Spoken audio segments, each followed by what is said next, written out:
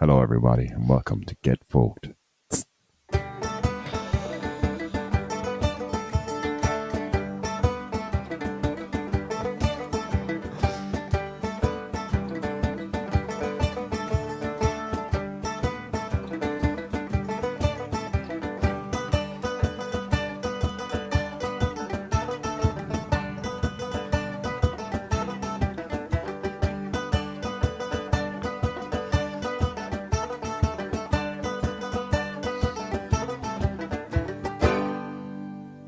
Hello, everybody, and welcome to Get Folked, a casual listening podcast anchored to our love of folk music, but with enough slack in the line to wander into the worlds of Berlin, Limerick, and beyond. My name's Captain Morgan. My name is Captain Hook. I'm starting to think of other captains. Captain Picard. Strange you say Captain Hook there. Ones. I watched that recently. Which one? Robin Williams? Yeah, Robin Williams. I wouldn't say I good. watched it, but I flicked through it kind of and was pleasantly surprised by That's it a good all. movie. It's a great movie, yeah. A long one and very hard going, like as in for kids. It's not wasn't totally aimed at kids, like. No, there was a bit of tragedy there. Rufio, fucking Rufio. Oh well, okay, we will give spoilers. Spoilers. Somebody gets roofied. That's right. By this, one of the characters is a serial roofier, so they call him Lost Rufio. Boys. They're all. It's They've lost their way. That's for sure. Isn't that the name of that extremist group in the US as well? The Lost Boys, isn't that? Wasn't that? Were they called the Lost Boys? Or no, they weren't. They were the Proud Boys. Proud Boys. Also, roofies though. Big into the Proud Boys. It's a strange name for a gang, I think. If I was to have a name of a gang and it had to have the word "the" and the word "boys" in it, and I was only given choice of the other word, I just keep it simple. The Big Boys. They were the Big Boys Club. I think go classic. Well, we were, and can remain Nancy Boys as well. So the Nancy Boys is still alive in our hearts. Shit, I forgot about that. Yeah. I didn't get to finish my thing. So my name is Edward, and you, the listener, often help the podcast by liking and subscribing and sharing. And thank you very much for that. And thank you in advance to those of you who are going to do it in the future. No appreciate pressure. It. It's very much appreciated. It is indeed, because it's very nice. It keeps the whole word of mouth thing going, albeit a digital word of mouth. But, it makes us, like the work that we do in the background, it just makes it that bit easier, you know. It just makes it that bit easier. All the rock breaking, all the mining of rocks, all the shipment of rock, a lot of rock work. I haven't really made the connection that in the podcast now, but it's time we told everyone about our new quarrying venture. Well, it's unlicensed, so let's not tell them everything. Let's just say we've got some pebble dashing that we're looking to ship. Yeah. Yeah. We're looking for new markets for rocks. We don't break down the rocks to anything resembling a manageable size. We just break rocks into slightly smaller rocks, but they're still quite difficult to transport. For the layman, I would say. We need to actually transport as well, actually. So shout out to any people, any in the haulage industry, if you're listening. We're looking for people to ship a lot or even people with a slightly larger than average boot. Hey, all you Skoda Octavia owners out there. I was a man with a van. I was a man with a car and a trailer. My first job in Berlin. We've probably talked about it at some point or other. Yes, I did. But the best guy, no offense, you had gotten out of the game at this point when we came across this guy, was a guy by the name of Jean-Claude Van Man. That was what he went by. He wasn't Jean-Claude Van Man. What's his name? Jean-Claude Van Man. Of course, Van Man. As in he, you know. Oh yeah, I don't know why I was thinking Jean-Claude Van. It wouldn't have made any sense whatsoever. Which might have worked as well. Jean-Claude Man. You can up to yourself what he's selling there. Jean-Claude Manvan was a he was a he A was a van he, full of men. It gets hot in there. That's all I'm gonna say. No seatbelts, no sir. No belts of any kind because there's no pants to hold up. You know what I mean? That's the kind of van we're talking about. that's it. That's what Jean-Claude drives. But yeah, the Pebble Dash. Do people still Pebble Dash? They do. They Is do. it still It is. Oh yeah. It's a bastard to paint though. and also, I think I have a vague memory of my father Pebble dashing, literally now, because I know. I have a very vivid memory Because it's of pebble sometimes dashing. it can sometimes be used as a funny way of describing how someone is going to the toilet in a number two, and when they are in a rocky situation, which I have found myself in this week. Yeah. Really? Well, I yeah, think just let's be clear though. Let's be clear. This is pebble have not dashing. been- Pebble dashing is like it's slang. it's an art. It's an art. Slang for pooing with vigor. Yes, yeah. And It's not normal. It's not normal. It's not normal. desired. And you're hoping to get out of the business as soon as you get into it. It's not something you want to maintain. Unlike the pebble dashing business, which is seemingly still going booming. well. It's a booming business. It's all the stone we keep providing.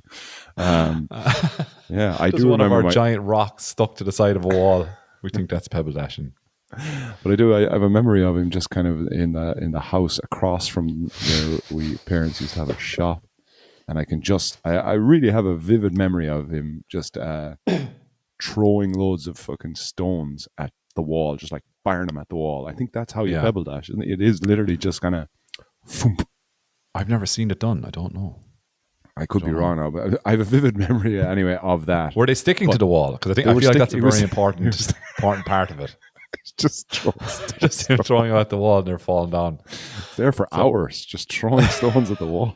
Just what's that And the doing? windows. He's pebble dashing. And the windows. He's pebble dashing. Just go inside. Don't disturb your father. Leave your father alone. I can't go into the toilet because he's pebble dashed in there as well. And now we've come full circle. Now we have, and that has certainly pebble happened. He has certainly happened. He has a rich I think diet that's- that allows for pebble dashing, regular pebble dashing. Now, yeah. That's as good an intro to the podcast as I think we've done. The last 7 minutes. So if you're a new listener, that's the peak. We've peaked. That's This is the new high watermark. Don't forget to like us, follow us, subscribe us on. Send us your pebble dashing videos. And if there's any flaws, if any of the listeners have spotted any flaws in the technique that you've described as the pebble dashing, let us know because we want to learn as well. We want to Absolutely, we yeah. want to know. We want to learn. Yeah, this is as much about learning. I won't remember, but I want to learn. And for the brief hour and a half that Ed and I spent together, I learn, but then I forget. Much like Me too. It's best that we do forget, really, isn't it? But what was I going to say? I can't remember. Oh, we were talking about Rufio there. Oh yes, Captain Hook. Imagine doing something so much like imagine being so like prevalent with is prevalent the right word with roofies that they just decide to call you Rufio. I imagine that would be a like you'd be in jail when that's happening. You'd be in a prison cell when you get Good that old nickname. Rufio. Good old Rufio. He's a stand-up guy. Yeah. No. Well, speaking of someone who's had their drink spiked, Have it's you not had your fun. drink spiked? Yeah, remember that time you gave me that? Remember that time in Nina? And, yes, I drank all yeah. that alcohol, Yes, and I wasn't getting someone's- sick behind that dumpster for no someone reason. spiked. You were spiked. Yes, I do. Yeah. I do remember that. Yeah, there was something. Yeah, that's Sasha. Rufio on the march again. He's alive and well. He's alive and well. He's living in Nina. In the back. Just in case people are confused, I wasn't spiked or roofied. I just drank too much. That's all. I do feel like I was spiked once, though. I genuinely, um, Oh yeah, where? in Burr, in County Offaly. Why would Uh, anyone spike us? why was now? The only reason you might laugh at this. No, you won't. I don't know. You might laugh at this because Okay. it just it's a very strange. Like I've had many experiences in my life, but this was a weird one where I was I woke up at like or no, I woke up. I came to about 5 or 6 in the morning. I don't know if it's call it spiked or whatever, but I can just I have a memory of I have a memory. Jesus Christ, I'm using that's my phrase this week. I have a memory. The I was it was like 5 in the morning, and it was in the square in Burr. Like Melba's is the nightclub, and we used to probably go there quite a bit when I was younger. And like yeah, and I get it. We'd always get pissed or whatever, and we'd always kind of whatever, you'd be in Melba's, you'd be out, you'd be in the Jip or whatever, and then you'd be waiting at the top. And sometimes we'd sing Schleven them on at the top of the square just to annoy awfully people, and then watch as people start squaring off with each other and just stupid shit that 17, 18 year olds do, 19, 20, 21, 22. Um, and but like on this night, I came to at 5 in the morning with nobody around me, and I was trying to get in. I was talking to someone in a car. In my head, I was just talking to someone. Now there was nothing in my mind beyond like just too much drinking, and but I was trying to get into the car, and I was like, let me in, and there was like it was like a light switch went off in my head, and just suddenly it was bright, and I was looking around, and I was in the square, and I was trying to get into a car that had nobody in it. And I was talking to them, and I still to this day don't know what happened. And I can't remember if I chatted to my friends and they said, yeah, you just disappeared. And I don't know what happened to me between the hours of like whatever, 2 to 5. So, yeah, So if you this is an appeal. this is Anyone out there who was what was the date, Andy? Who was in the square in Burr? It would be 2002. now I know you're probably saying, oh, 2004. he's just drunk. But like I've been drunk. No, I've been Andy, drunk, and how I dare you? understand. And but then again, as time has gone on, I have been prone to disappearing as well. So, but generally, that's to go home. It's Yeah, we generally always like find you. yeah. But on this occasion, I don't think anyone found me. I don't know if anyone looked for me. To be honest, yeah, I know this is getting You weren't hanging out with me, man. That's for sure. Because No, I would have no. looked for you. Yeah, Definitely. you have. We've had a couple of nights where we've gone searching for each other, and everyone else just watching us as we panic, just running around the place looking for each other. Where is he? Where is he? Yeah, you did that in a whole Polish Woodstock, didn't you? You were searching a crowd, 100,000 people trying to find him. Yeah. Yes. Now, we were also very drunk. Also, time. yeah. I did find you though, eventually, but I don't know how. Now that I think about it, actually, that's a similar Melba's Burr event than that one. That was a particularly bad Polish Woodstock where, yeah, it was my We first should time explain. first time to sleep on a bench, like to do the full hobo kind of like. I need to Yeah. wait for everyone because like it's like a what is it, like a 5K walk or from the train station to the I'd say so, yeah. venue. And Yeah. and I had decided, well, the only way I'll meet all the guys is if I walk back the way I came and decide somewhere along the way to fall asleep, and they'll find me. And they did. Sound logic on your part there, to be fair. Thank you. Thank you. Polish Woodstock was magical though. We'd have to get a train from Berlin to I won't remember the name of the place in Poland. Do you remember it? Priznan, was it? Oh yeah, something like that. And it was like 2 hours from Berlin, and there'd be a huge group of us, and then we'd get off the train and walk for like 5 kilometers.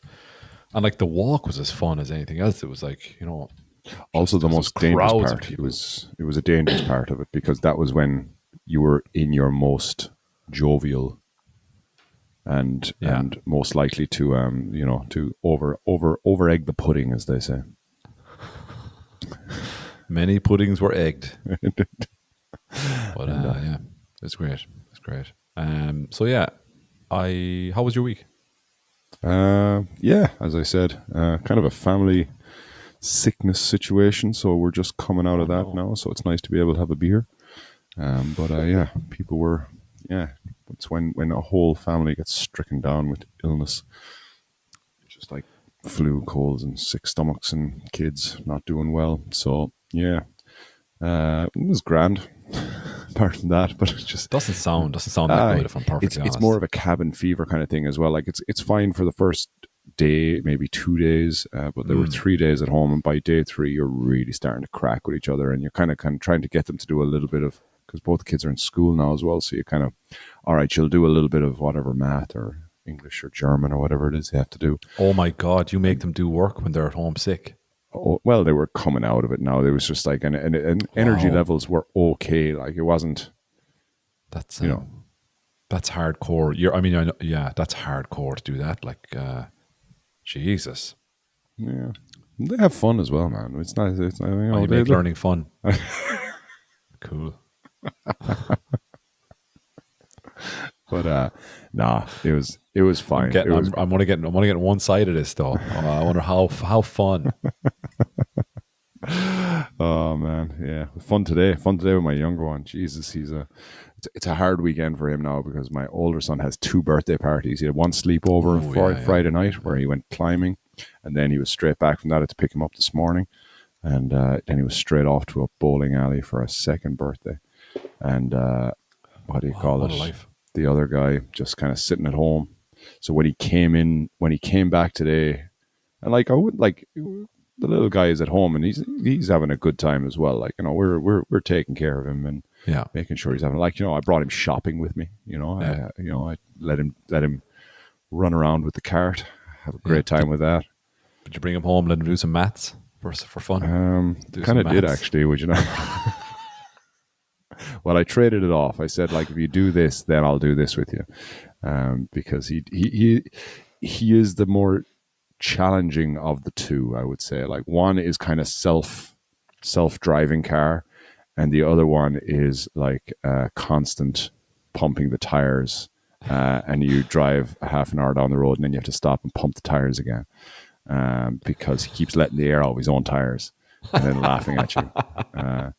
So when It's the like a really like vindictive Herbie yes, or a car Herbie. Herbie. So he yeah, when he came back, when the old one came back today with he was chewing gum, and Cool. Very yeah, oh cool. man, it fucking rocked. Yeah.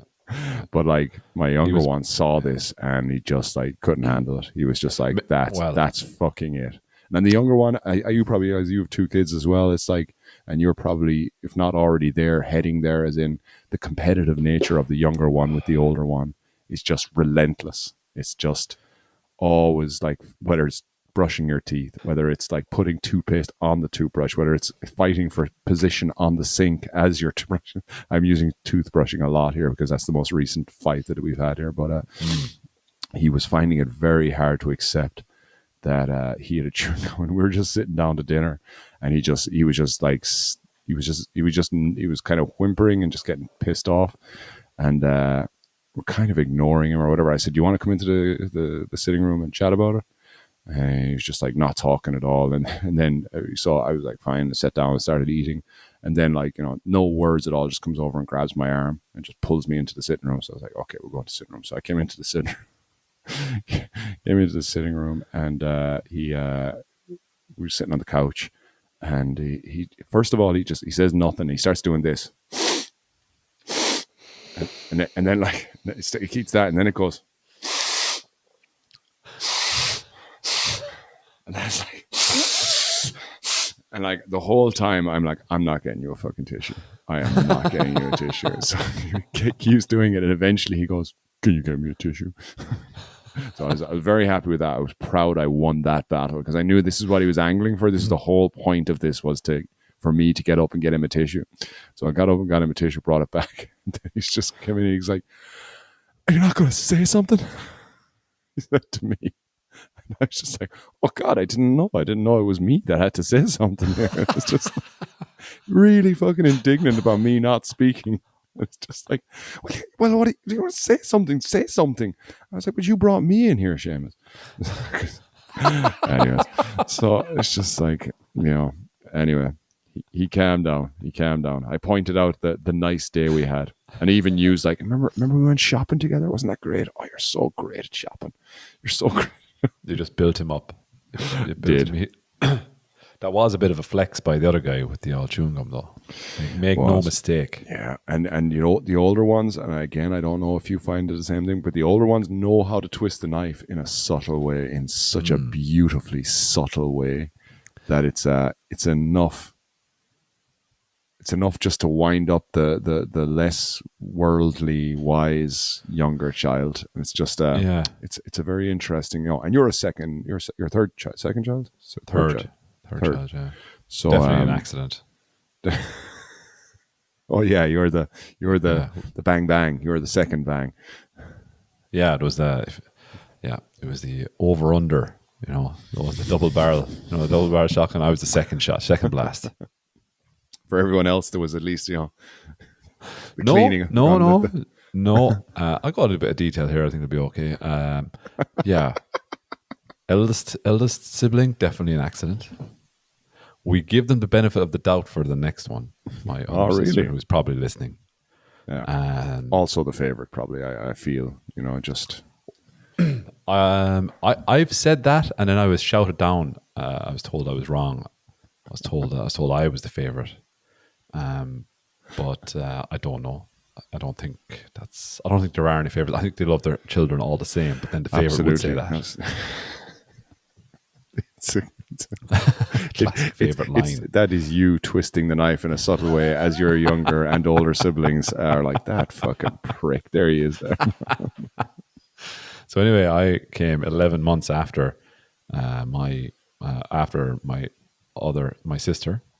Read into that what you will. I don't know. Many people go, you know what? Let's do it again right now. And then my younger brother, he came like 5 years later as well. So we're chalking that down as an accident as well. So I think very Catholic way of doing it. In what way? And just like let the something fall where it may, let the chips fall where they may. That kind of thing, Mm-hmm. Yeah. No planning. Like there's zero planning. Just like very ad hoc. Yeah. Well, different times though. Different times. Yeah.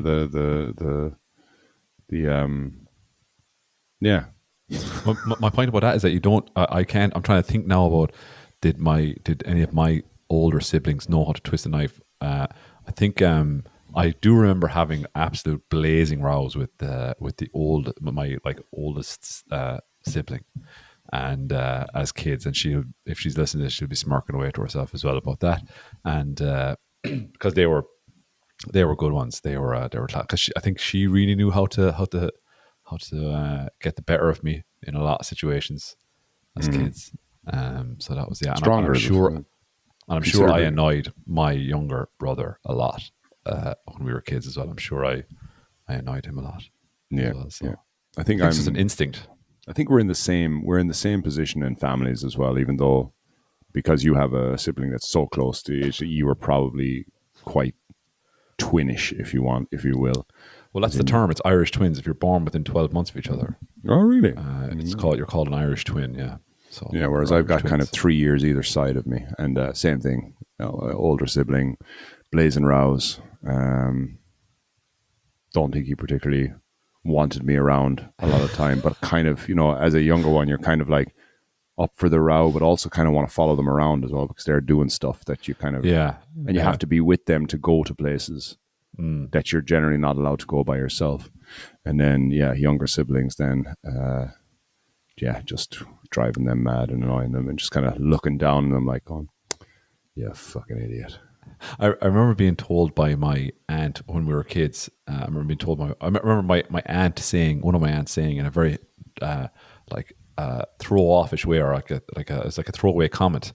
She just said, "Oh yeah, but you're jealous of your brother, aren't you?"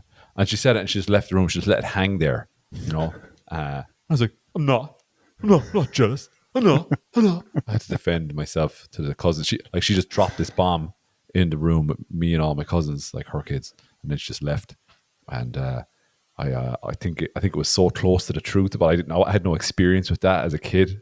Like somebody saying something that was really close to being true that I didn't realize was true, you know. And I just had to deal with it in the moment in front of other people for the first time ever. I was like, I guess that's in retrospect, it's kind of I guess it's a form of psychotherapy. Absolutely, but like a very very public, like Wild West. Can't say we're breaking new ground here.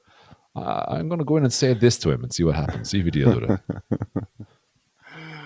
Oh man, yeah. But so that was a hard week. That was a hard week, man.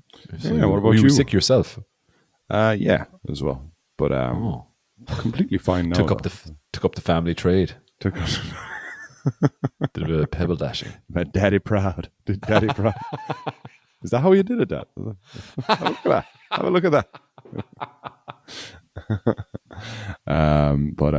No. So yeah, no, quite weak then, and yeah, so no drinking, no nothing. So this is actually the first beer in quite a while.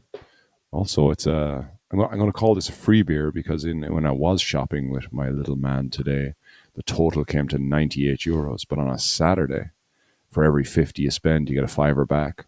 So it came to €98. So the fridge is right beside the till. So I was just kind of like, okay, I'll get 2 beers. Yeah.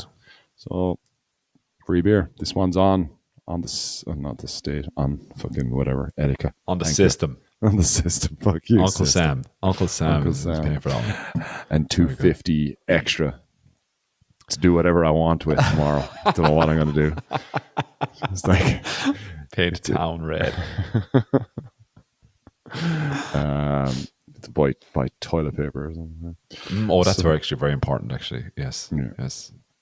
So but yeah, no, it was quite. We like I took it was all back on track by yesterday, I think. So yeah, it was yesterday. I actually met up with the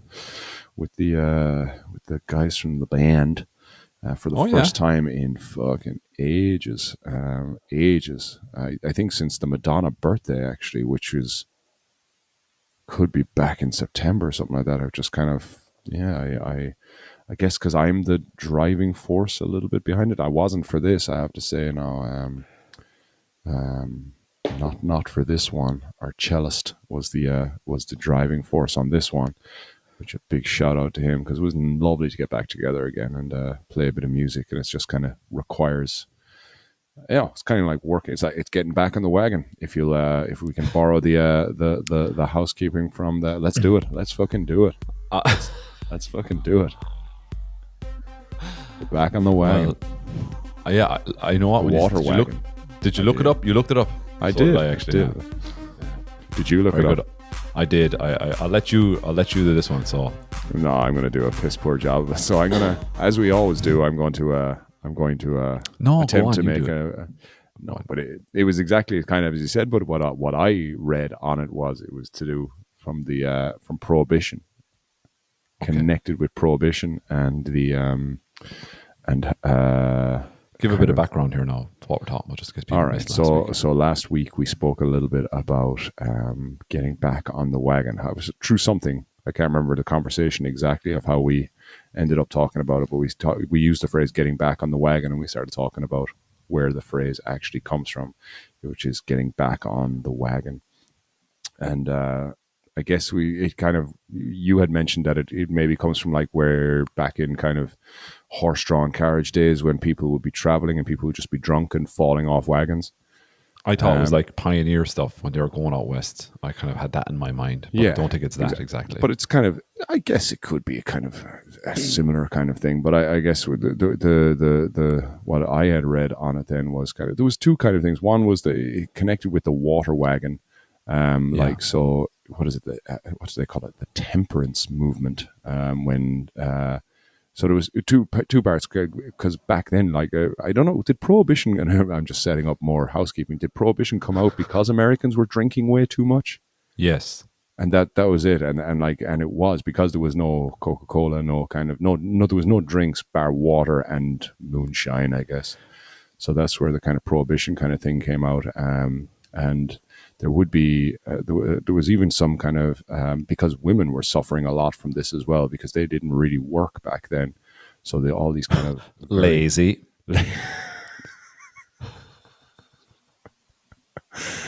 Yeah. I saw an opportunity for a joke and I took it. Okay, do not judge me. But so there was two parts. One was that I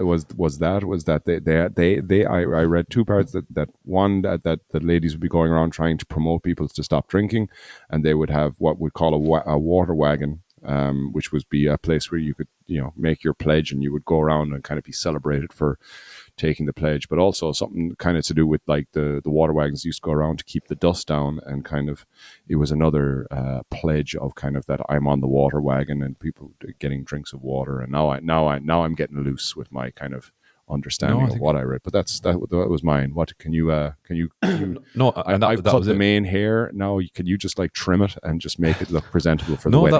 That was it. And it was like and that was it. That's exactly right. And it was like if you've fallen off the wagon, they're referring to the water wagon, that you're back drinking alcohol now, and that instead of drinking alcohol, if you were on the wagon, it meant you were on the water wagon. You weren't drinking alcohol anymore. And so if you fell off the wagon, it means you were no longer on the water wagon. You were back drinking the old booze, the old good stuff. Here's a where kind of the search brought me down then was like to what would it be if you fell off the turnip wagon? If you fell off the turnip wagon. If you said that guy's fallen off the turnip wagon. God, what could turnips be referring to? I mean, is it actually referring to turnips? Turnip farmer? I don't know. I don't know. It's just basically an insult to say like that guy is thick. It's like he fell off the turnip wagon. This inanimate, dense. He was a turnip. He was a turnip himself. Basically, he's a turnip. Okay. So he's it's like himself. Okay. So that lad just fell off the turnip wagon. That's good. Do you ever hear of like somebody? Do you know what the phrase "carrying timber" means? No. If somebody's carrying timber, it means they're overweight. Which I like. I've only heard Limerick people saying it. Limerick people have a lot of really good phrases. One of them is carrying timber. He's carrying a bit of timber there, and which I like. And there's another one. Do you know what? Somebody used to say about you. There's a bit of a want in you. Do you know what that means? About me, not about me in specifically, listeners. No, but let's say if somebody was to say that about you, there's a bit of a want in you. Yeah, do you know what that means? A bit of a, like, I want to say stupid, but I guess a want is there kind of a neediness is also it's a desperation. You're a bit thick. There's a bit of a want. Why want? Yeah. Why want?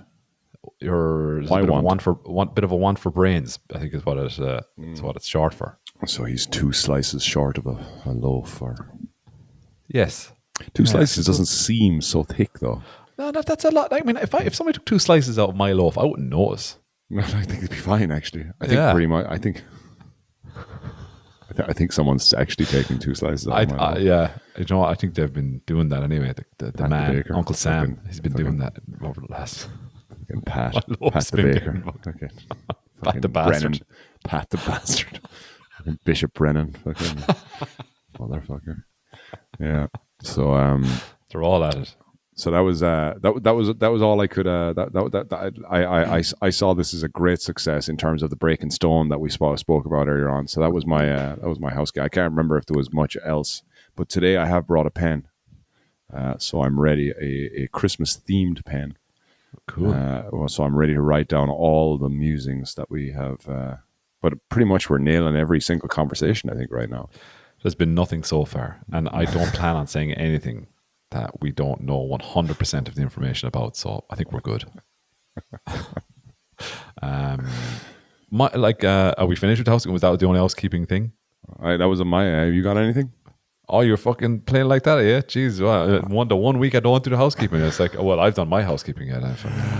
That's housekeeping.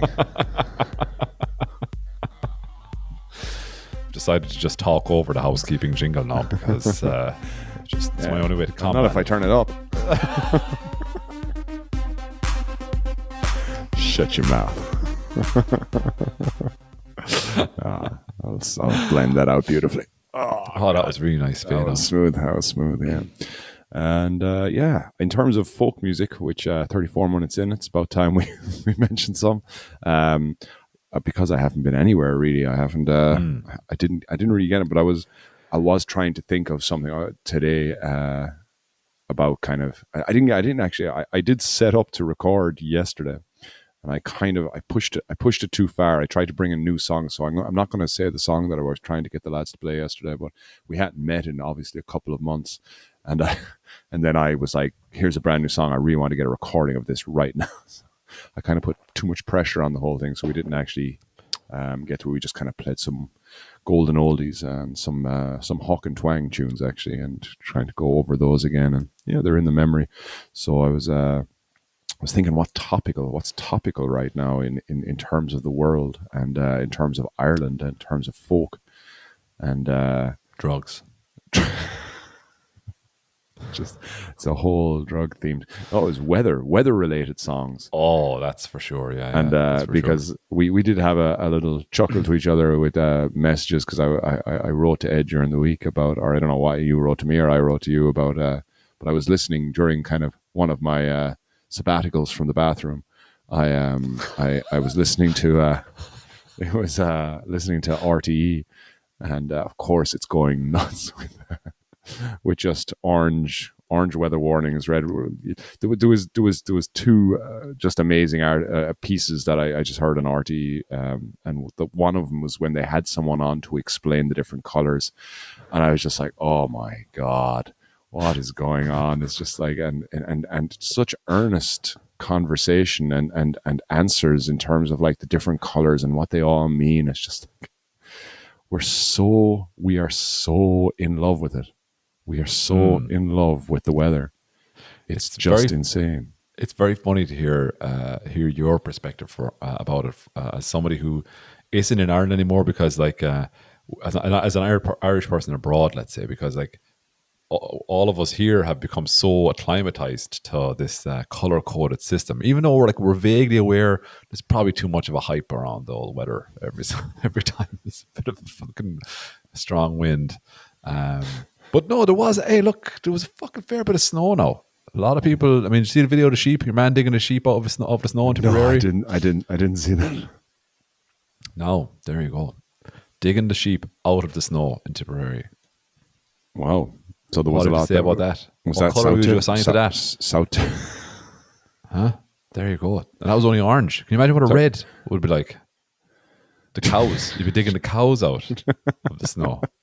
Oh man, you're after doing two beautiful segues into two different things that I want to talk about now. The first one being, you mentioned Tipperary, and I was in one of Germany's many markets, many different, like you have little. Do you have Aldi in Ireland? Is Aldi a thing in Ireland as well? Yeah, Aldi. It is. Yeah, it's only the one Aldi though. You've got two of them there too. No, we've got two Aldis, but there's many.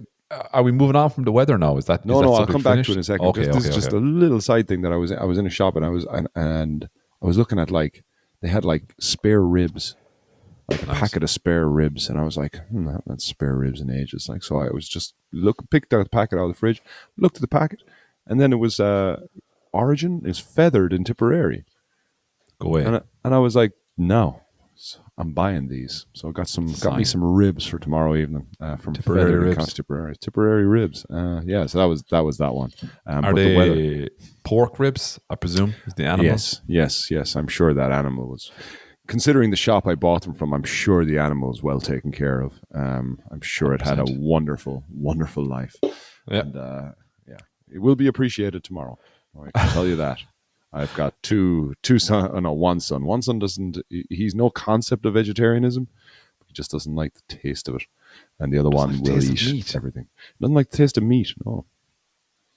Often rejects it. Now and again he'll get it into him, but he'll often just very, very often just turns away from it. And okay, yeah. And I like, it's a really condescending point of view to take, but it's like I feel like whenever I meet a vegetarian, I feel like like maybe someone hasn't explained it to them correctly. Like I feel like maybe they're missing something, as in like maybe they've just you know, there's a bit of a want in them, and they haven't like gotten all of the info yet, and that's why they're vegetarian. You know, like they haven't eaten the right thing. That Yeah. beautiful It is. burger. It is Burgers are hard. usually the one that gets people. I mean, it's very Yeah. hard to resist a really nice burger. We actually I cooked today, and I do cook meat. And yesterday I cooked meat, but I cooked today with a thing called tempeh. Tempeh. It's like soy. You that sentence, you made that sentence stand out in a weird way. I do cook meat. I do cook meat. I do cook meat.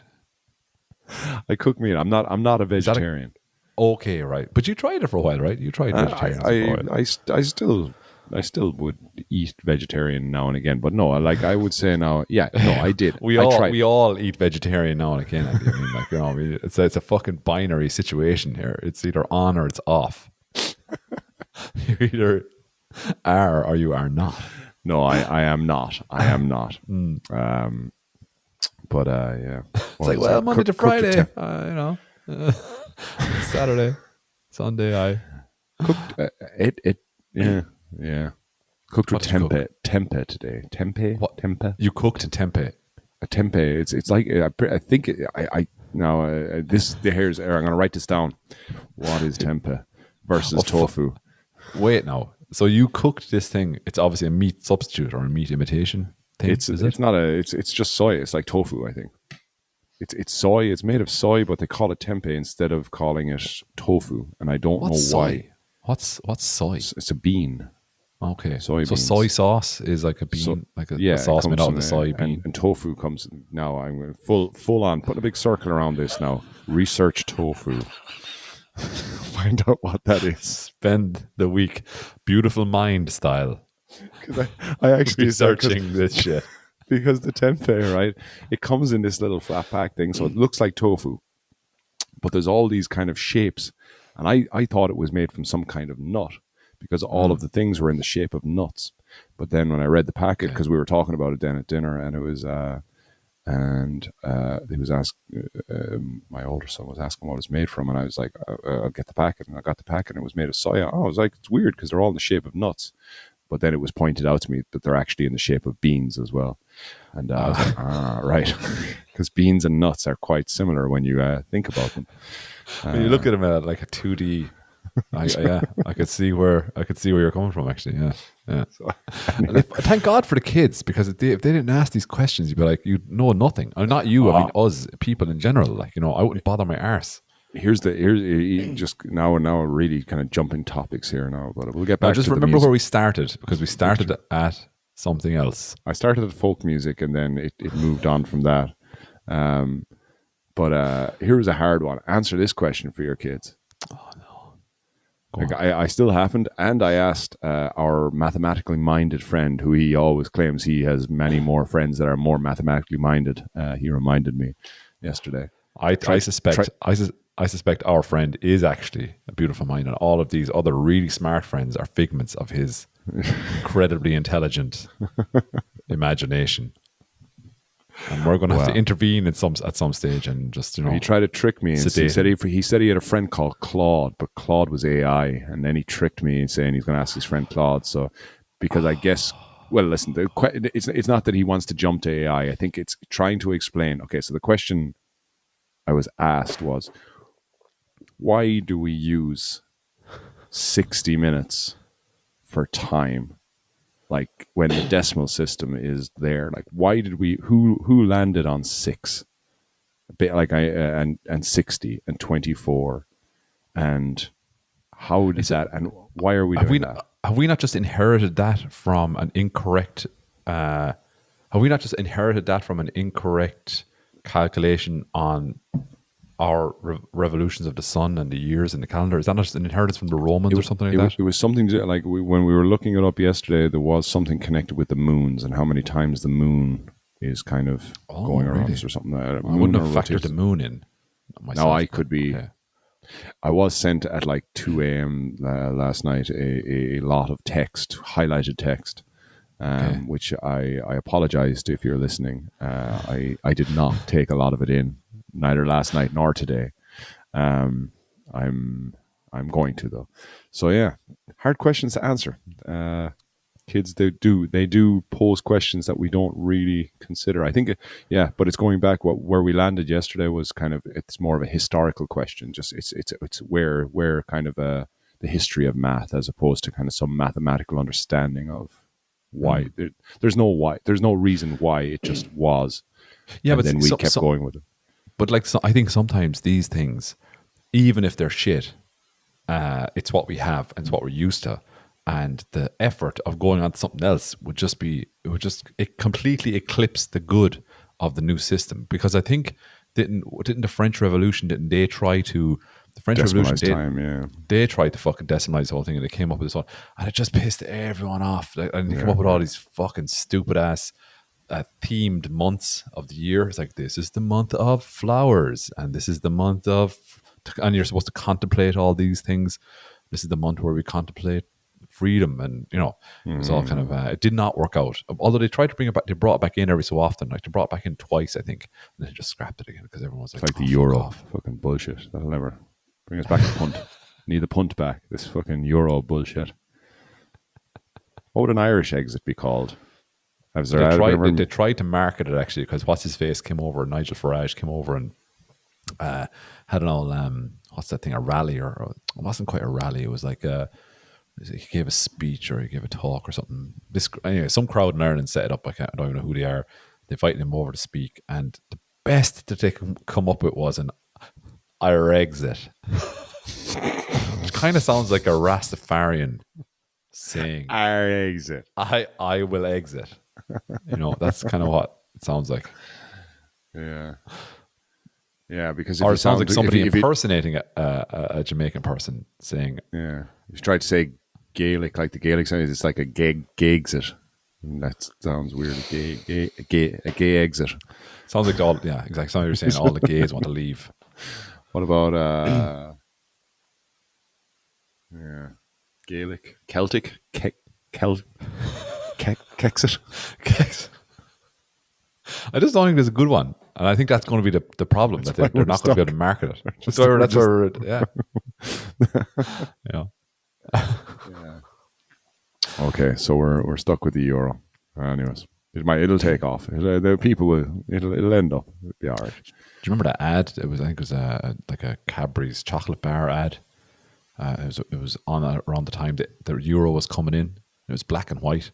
It was an old. I think it was old footage, but they were putting like modern dialogue, or no, old dialogue to it as well. And it was like, they're like, this father and the kids were getting out.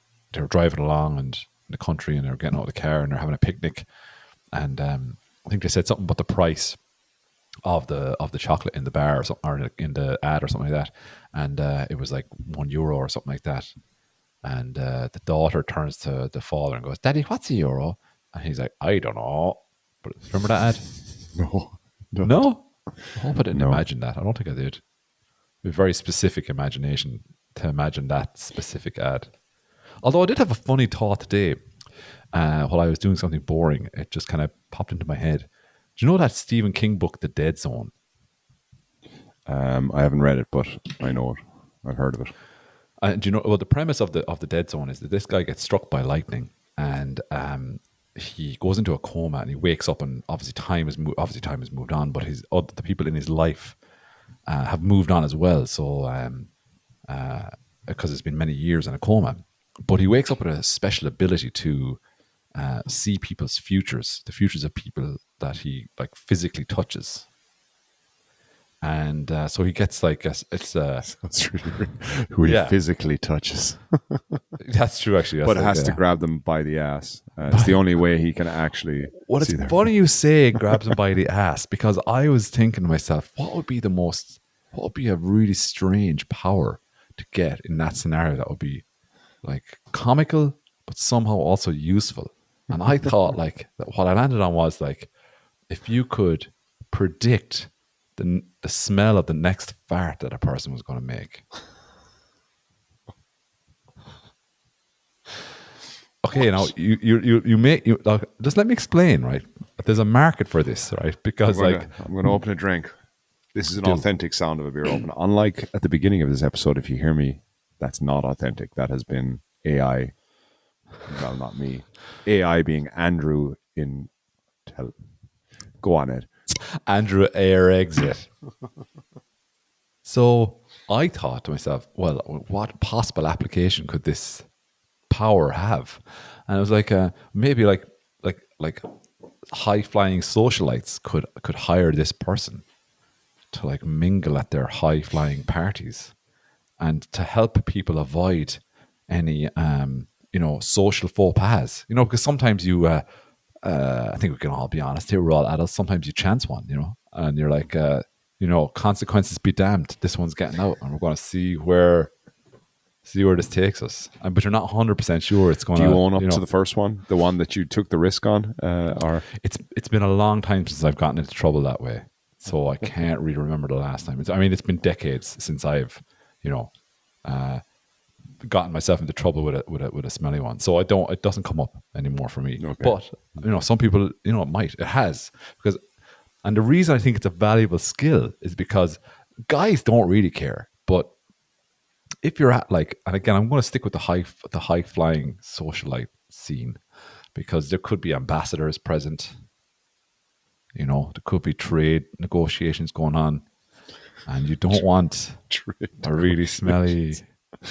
Someone says, "What's I know what's two he words. doing here? what's that guy doing here? Don't ask."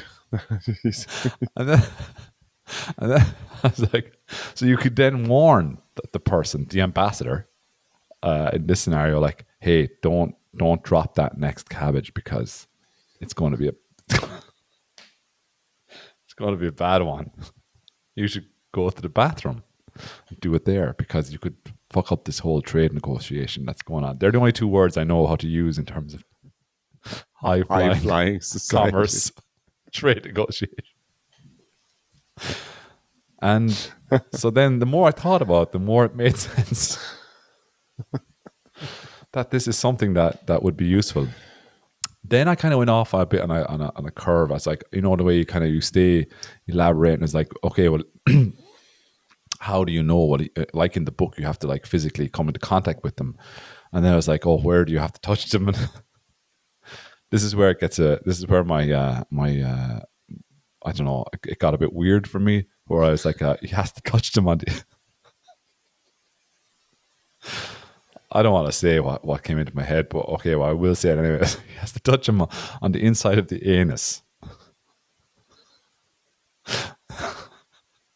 And then he just smells his finger. And that's how he knows. And then it turns out that he doesn't actually have a superpower at all. That's just it's just something this weird guy does. Now, I should have been doing something else when I was thinking about all this. Because it's a Stephen King book, it's like 900 pages long of this this guy's fake power. We'll turn it into a movie. It's like a four episode series. Yeah. And each time he gets to predict, each episode he gets to predict at least, there's a he gets a few casual predictions like can we get Morgan Freeman or someone to play the guy, just because I feel like with his read, I think he'll carry it up to the end, and then it will be like a Sixth Sense kind of twist at the end. He doesn't have any powers. He's just a guy with 10 digits and a very, very, very normal sense of smell, actually. Did I ruin the podcast with that one? I don't know. Let's find out. Oh, you didn't actually make me feel any better with that answer. No, I like the twist at the end. The twist is good. That's what saved it. Now it's just a creepy guy. But he blagged his way. He blagged his way into high society. Because all you had to do was convince people, which is a reflection of society right now. People convincing people they can do things, and that's all you need is the power to convince. My God, this is deep. This is fucking. I think we've wandered on something. Nietzsche.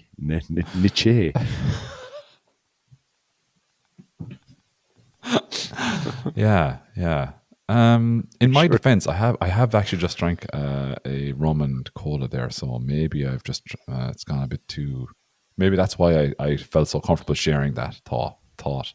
No, Thaw. no. Sharing that thaw. Share. Come here. We will get back to the weather. Actually, is where we digressed here, and you talking about the sheep being saved from the animals, the sheep being saved Yeah. from the snow, sheep being Yeah. saved from the animals, and yeah. So basically, I was trying to think of songs that now I think we've talked about. I'm pretty sure we've talked about the lifeboat Mona before on the podcast. Have we? Okay.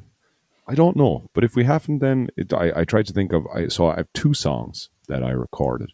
Oh, nice. One being the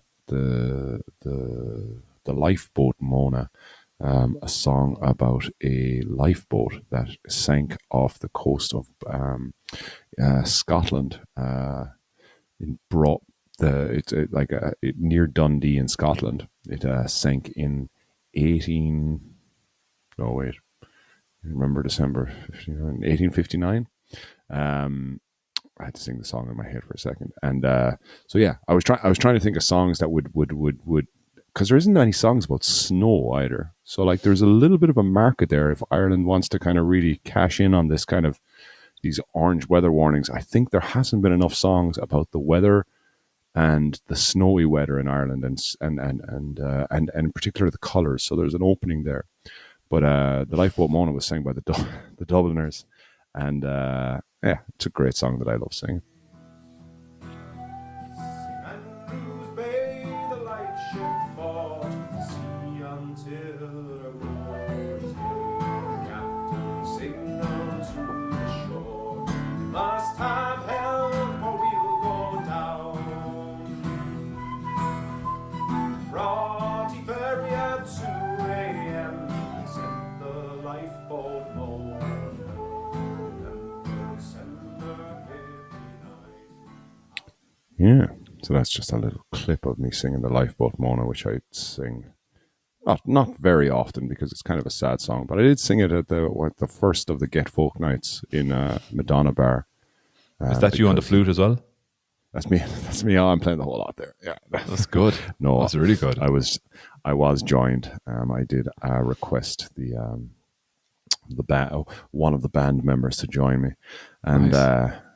they obliged. So yeah, the Lifeboat Mona was a storm off the coast of Scotland in December '59, and a boat called the North Car Lightship got into trouble off the coast in St Andrews Bay in Scotland. So they sent the Lifeboat Mona after it to try and help it out, and the crew of the North Car Lightship actually survived. But the crew of the Lifeboat Mona, all 8 of the crew died. Ronald Grant, George Smith, Alexander Gall, John Grieve, George Watson, James Ferrier, John T. Grieve, and David Anderson all drowned. It was a very sad end to the song, which is what is the song? 8 men died when the boat. 5 lay drowned in the cabin there, and 2 were washed up on the shore. And 8 men died when the boat capsized, and the 8 are lost forevermore. Very, very, very sad, very poignant. But there's a lovely memorial in near Broughty Ferry, near in Dundee, to commemorate those guys. And it was made famous. Luke Kelly sings it, and the song Peter Seeger, I think, sang it first, and then the Dubliners kind of made it famous. And Luke Kelly's version of it is one of the kind of definitive versions of it. So Pete, yeah, Pete Seeger, as in like the American folk singer Pete Seeger. yeah. Oh wow, he was a big deal. Yeah, and sorry, no, not Pete Seeger, Peggy Seeger. Is it his wife or his girlfriend? Peggy Seeger. My apologies. Oh, Peggy okay. Seeger. I thought she was his sister. She was married to Ewan McCall. Yeah, I thought that was Pete Seeger's sister. I think. Yeah, it is. It is Pete Seeger's sister. I think so. Yeah. She wrote the song, and yeah. So and the Dubliners then made it famous in my world, anyways, at least. So yeah, many catastrophe songs from weather related catastrophes. It's a very specific genre. I don't think I do. No, I don't think I know any actually. None come to my mind. I didn't know many either. I was kind kind of going through kind of our song list of what we sang over the years, and very few mentioning the weather. So I had to kind of go a little deeper and find a kind of a different song. So I found a song about that was written in the it was written. So when it was written, it is kind of a it's not it can't be kind of nailed down. It's called "Wasn't That a Mighty Storm." It's a song about there's a place in Texas in America called Galveston Island. You familiar? I've definitely heard the name Galveston before, but I don't know why. So there was a hurricane in the 1900s in Galveston.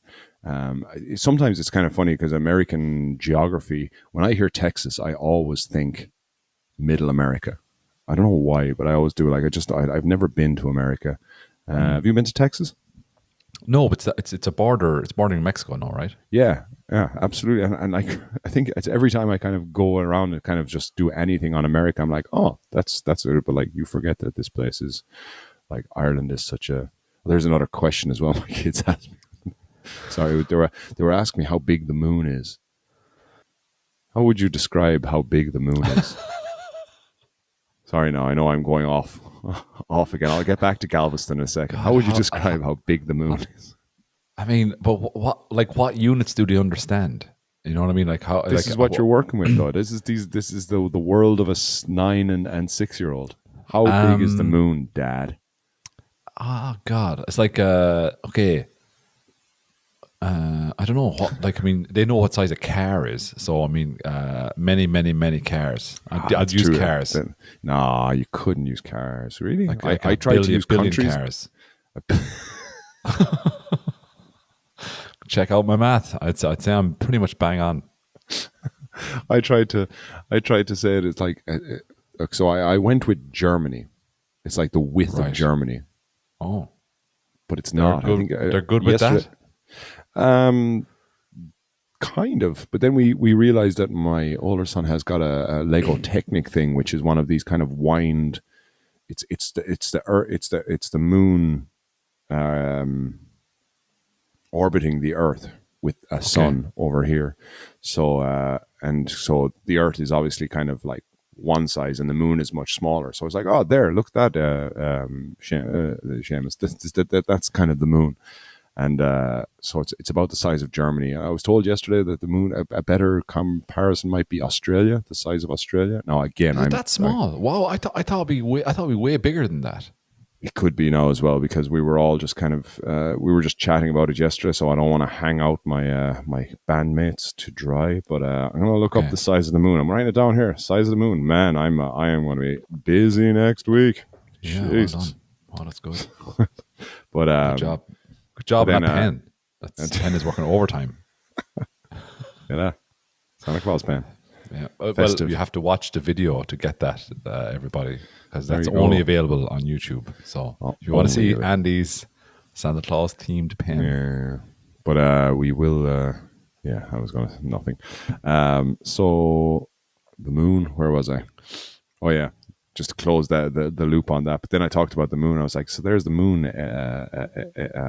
Seamus, and that's what it looks like. And then Maliki was kind of looking at it, and he just goes like, but the Earth and the sun are kind of the same, but like there's like so many Earths can fit inside the sun, so that doesn't make any sense. So I was outed straight away by my older son, who knew more about the solar system than I do. And I was like, oh, fuck's sake. It's just like, I doubt he does not know more about the solar system than you. There's no way. He 100% knows more about the solar system than I do. 100%. Really? Yeah. Okay. Absolutely. And he kind of remembers things, whereas I don't. He has a good head for facts. But anyway, I was talking about Galveston. So there was a hurricane in the 1900s called, and it killed. It is still, to this day, the deadliest natural disaster in United States history. Killed between 6,000 and 12,000 people, but the official reports, kind of the most cited reports, give it at about 8,000 people. And So and there was there was songs written about it, and a guy, oh shit, now I've forgotten the name of it, and I should have it here on my laptop, but I don't. There is a guy who wrote a song about it, something Rice. I'll look it up next week. But anyway, there was a song written about it called "Wasn't That a Mighty Storm?" But it are you laughing? I can't see it. No, I don't know why that made me laugh. That title. I think it's just more of the rhetorical question nature of the song. It's also Wasn't the that a Irish mighty way of storm? Because you leave it out, it's like some smart artist go, no, wasn't that bad. But the song was first recorded in 1934 by a preacher, and his name, which I particularly liked, was Sin Killer Griffin. Cool. Good name, wasn't it? Solid name. It's the How do whole you spell kind of that? sin, like the Sin Killer. Oh, Sin Killer. Oh, Yeah. wow, that's even. Oh no, he had a nickname. I don't know whether he gave it to himself or not. He used to go around prisons preaching, and he ended up like being like quite a big preacher. He used to like preach to like crowds of like 5,000 people for a finish. He was kicked out of whatever kind of faction of Christianity he was, like, where, I don't know, something Baptist. I have no idea, but he also tried to organize like that. The African black people in America would go back into Africa and reclaim it or something like that. And he was a bit mad. He seemed a bit mad, but popular as well. But he claims to have written this song, but this song kind of predates him. But he's the first one that had a recording of it. It's Nancy. What's the woman that is it? Nancy Griffith? Is she the one that did Big Yellow Taxi? No, that wasn't Nancy Griffith, was it? I think Nancy Griffith also recorded the song as well. So I was looking it up, and I tried to record it with my kids actually today. I was like, come on, we'll all get I pulled out the box of instruments to look at to play the song with the boys. Accompaniment. Accompaniment, but I've cut them out completely out of the recording because it was just a fucking disaster. And again, you should have brought the disaster. That would have been nice. People listen to their radios in their car. It's an and attack on the ears. They get in there at the end, but like every time they get like because they're looking at each other, and then we ended up like we did 3 recordings of it, and it was just fight after fight after fight because someone is kind of. Yeah, one guy chewing gum the whole time, just won't stop chewing gum. Your man's face. Low on a giant bubble, just right. But it's a nice song. It was actually a song that was sung quite a lot in churches, seemingly as well, because and I read an interesting thing is like the like these songs, like whenever there was a natural disaster, like there was often just songs written about these natural disasters, and that's kind of how information got kind of moved from place like so. Whereas like, you know, you might get a ping on your phone to tell you something has happened. Like a lot of the folk songs, kind of the songs back then were kind of, that was the news that was traveling. And this one was called Wasn't That a Mighty Storm? That was 80 years ago, and death came howling on the ocean, and when death calls, you got to go. Galveston at a seawall just to keep the water down, but a high tide from the ocean blew water all over the town. Wasn't that a mighty storm?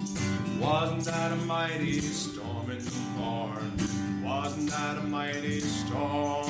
It blew all the people away. So I let a bit of it in there. Let a little bit of the. They were very good. One was good. One was aggressive and didn't like the limelight that the other one was taking. Any limelight, which is the stage of life we're at right now. It's not that I don't love you, son. It's just, you're too aggressive with. At one stage, he picked up like a foot, like an ankle. I guess it's an ankle tambourine, but it sounds like Christmas bells. And he was just like shaking it as hard as he could, just in front of the other one, just to, you know, I'm winning whatever this is we're doing. You know, it's just, that's all he cared about, was winning this competition. So yeah, Nice so song, they were though. Wasn't that a mighty storm? Yeah, it's lovely actually. It's kind of it's just goes through the kind of it was a weird song to sing with the two of them. It's like I'm going to sing this song and it's about just everyone dying. And it's like my mother's dead. There's another verse where it's like my mother's dead, my brother's dead, and I'm going to be dead soon as well. And it's like, lads, will you just fucking stop getting annoyed with each other? And just, we want to sing this song. Why, Daddy? And it was very close to bedtime as well. This is fresh off the presses. This one. But hey, it's nice. It's nice that they're at the age where I can do that kind of, and I should appreciate that. And it won't be long for another few months or years before maybe they'll be actually playing along, or else they'll just be like, "Fuck you, fuck off." Don't want to do shit. You've made us hate music. Yeah. And math. Yeah, and baths. But there, actually, one song popped into my head. It was sung. Well, the version I'm familiar with is by Bruce Springsteen on that album, The Seeger Sessions, which goes back to Pete Seeger. So Bruce Springsteen released an album of American folk songs that were kind of I was kind of doing a kind of a bit of a tip of the hat to Pete Seeger and all the folk music he did, and one of the songs was about. I think it's called My Oklahoma Home. And in the song, this guy's home has blown away in a storm. Do you know that song, no? No. Yeah, so that's the only song it's just popped in my head about just while you were talking there. So yeah. You think we'd have more songs in Ireland about the weather? We are obsessed. There's no two ways about it. It's such a good topic of conversation, though. For the weather, I mean, like, because it's so unpredictable. It does so many crazy things, and it impacts all. It's an instant like bridge between people, common experience, and we always thrive for conversation, and that's a good conversation starter. Now, I've been in situations where, you know, the subject of the weather is like a handshake, you know. And if the conversation goes south after that, it's like, well, okay, it's gone south after that. You can't do anything about that. Sometimes it happens. You just have to cut your losses and walk away from that person because it's just not a good jive. Yeah. You know? Yeah. But the weather is a good way of kind of, you know. Absolutely. I think we've talked about it on previous podcasts with our my general our cliche moments with punters in the bar or in the shop. Yeah. The weather is always a good one.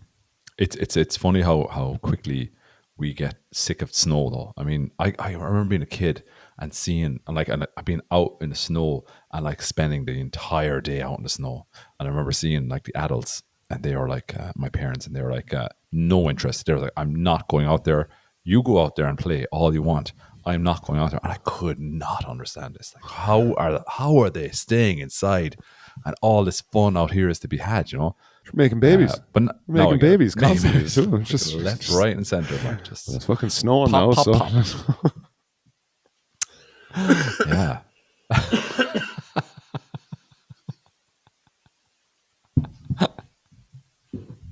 No, do you know what that is? You're coughing now, right? Because you went smutty. That's what happened there. Now you just went smutty. So you're choking. You're choking all images just flying in my head. Ed. Just all images, just full on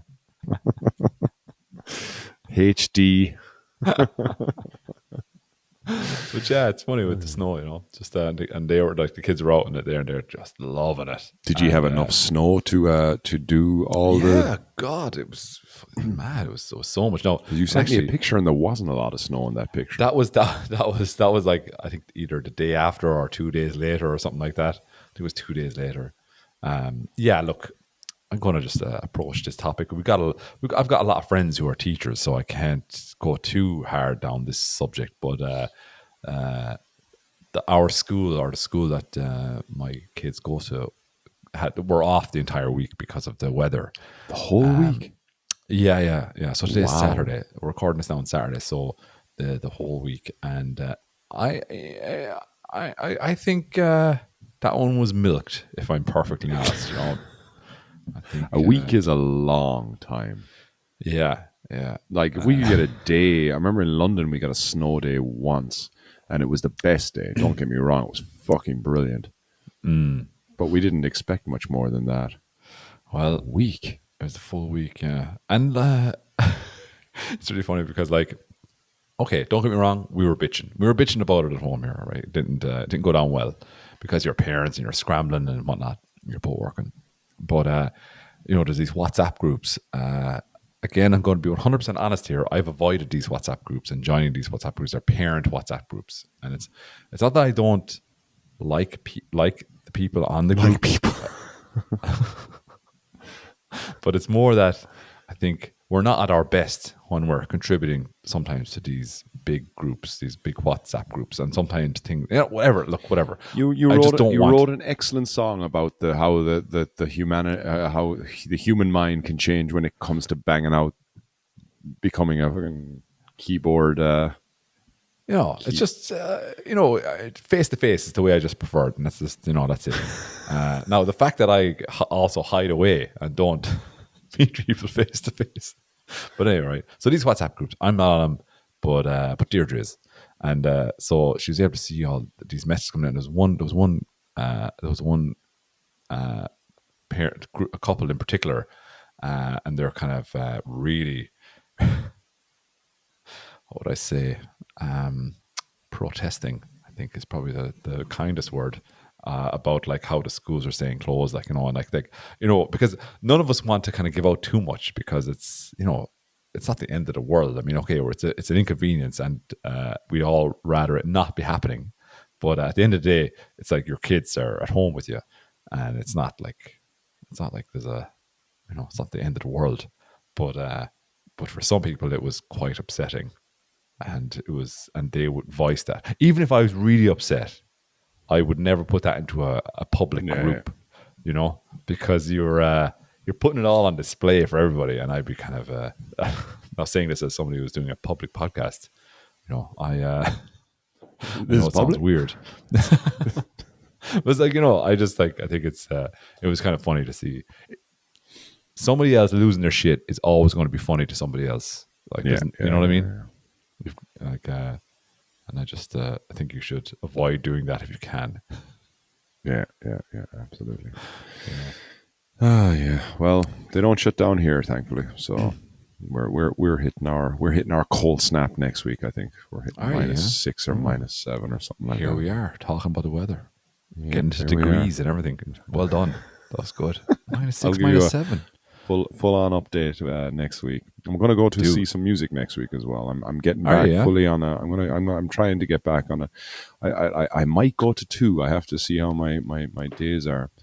I'm going to watch. I really want to go see Nick. There's a guy called Nick Napier, and a band called Las Brullas.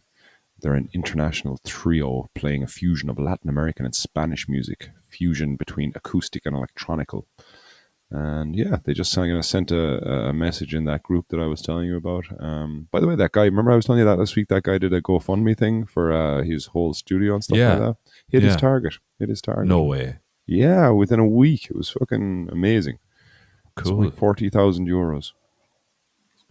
So it was pretty amazing. So they're playing, and then there's in that bar that you went to where they do the workshop every Tuesday. There's someone starting it's called the Berlin Solo Sessions, which it's let's see. This guy, Celeste Ugar Voral, is continuing his creative journey in Berlin, is hosting his first event of the Berlin Listening Session series.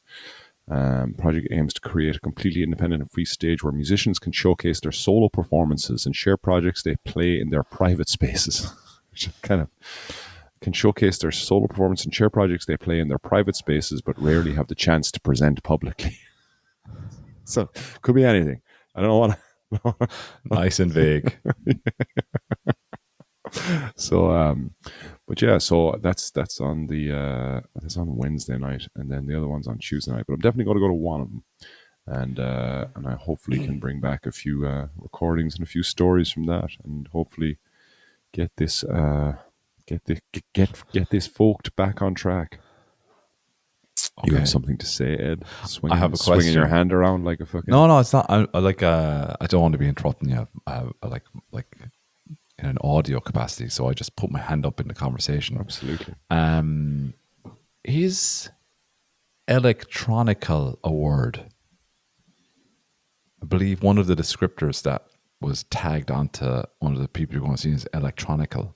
Is that Absolutely. a word? Well, it's written there. No, it's a WhatsApp post. So I don't know if these people have gone through the proper editing channels, but No, it I don't is mean to be. I don't mean to come across as pedantic. I just mean I want to know what it means. playing a fusion of Latin American Spanish music, fusion between acoustic and electronical. And is electronical a word? Electronic. I'm electronically minded. Can you say that? Maybe that's electronically. Yeah. Maybe that's the vein. I think that's the one that'd be a good one to go to. At least for at least to find out. Can you get a vibe for what electronical means? That'd be good. I think you should go to that one. So that's the plan. Now, should we also maybe mention that we have a possible interview episode coming up? Or should we wait to see if the dust settles on that one? Should we? Well, actually, I'll just. Well, I don't know. I think I'm just gonna put out there. We have a. What's the word?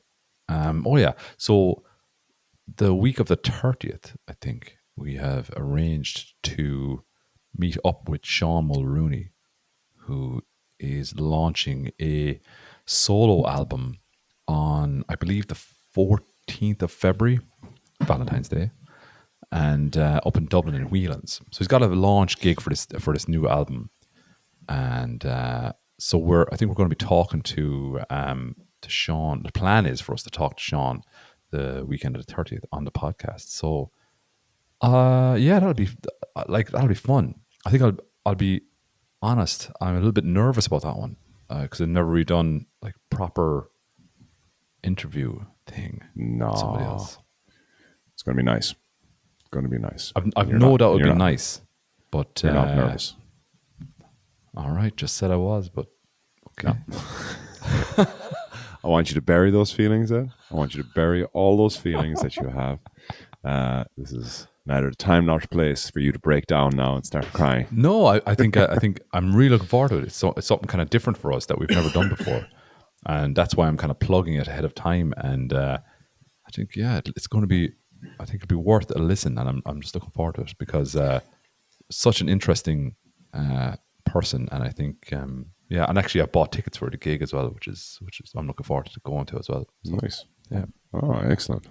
So you're going there on Valentine's? Yes.